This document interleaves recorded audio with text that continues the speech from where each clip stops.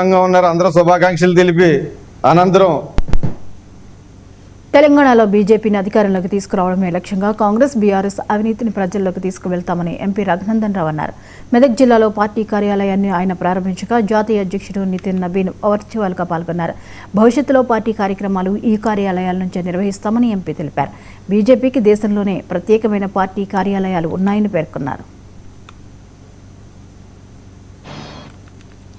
మిగిలిన రాష్ట్రం ఏమైనా ఉందంటే అది తెలంగాణ. వెస్ట్ బెంగాల్ లో మోర్ దెన్ 30% ఇమ్మిగ్రెంట్స్ ఉన్నారు, బంగ్లాదేశ్ నుంచి వచ్చినారు. వాళ్ళు మనకు ఓటేయరు. ముస్లింల జనాభా ఎక్కువ ఉంటది.